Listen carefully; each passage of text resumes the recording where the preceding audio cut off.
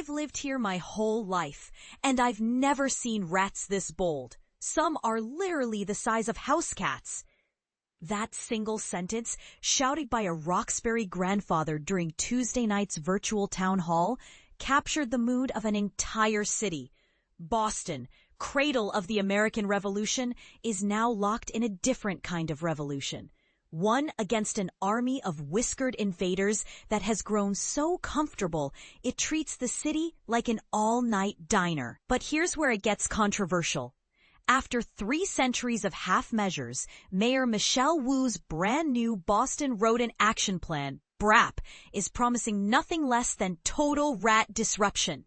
Skeptics are already rolling their eyes. After all, Boston has tried everything from strychnine-laced bait to, wait for it, birth control-laced cannoli for rats. So why should anyone believe this time will be different?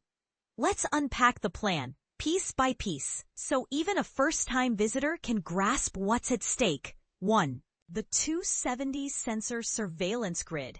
Imagine tiny Wi-Fi-enabled motion detectors, about the size of a coffee cup, hidden under trash bin lids, alleyway grates, and restaurant loading docks. These sensors don't just count rats. They map their midnight commutes, like Google Maps, for rodents. City analysts will feed that data into heat map software, turning Boston into a living, breathing, rat-tracking laboratory. Critics call it rodent Big Brother.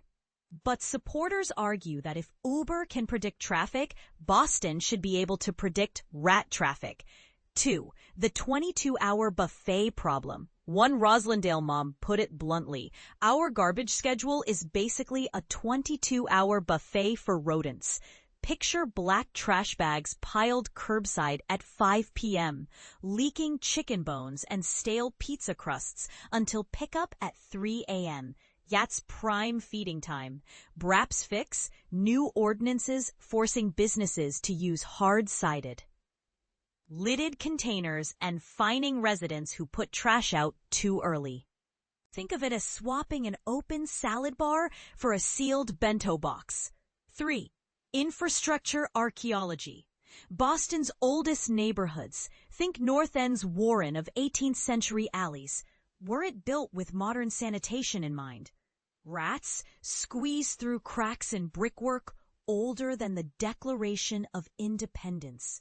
The city will now deploy infrastructure strike teams. Yes, that's the official term, to seal subterranean gaps with steel mesh and quick-dry concrete. Imagine tiny construction crews, but for rat-proofing. 4. The birth control debate. Still alive? Last year, a city councilor floated the idea of distributing contraceptive pellets that sterilize rats without killing them. Animal rights activists loved it. Exterminators called it rat welfare. The proposal quietly died in committee. But sources tell WBZ it's being revived as a pilot in select parks. Controversial? Absolutely. Effective? Jury's still out. 5. Real-world fallout. Just ask the Back Bay Dunkin' that shuttered after a viral TikTok showed a rat doing the moonwalk across glazed donuts. Or the Fenway jogger who claims a rat mistook her ankle for a hot dog. These aren't urban legends.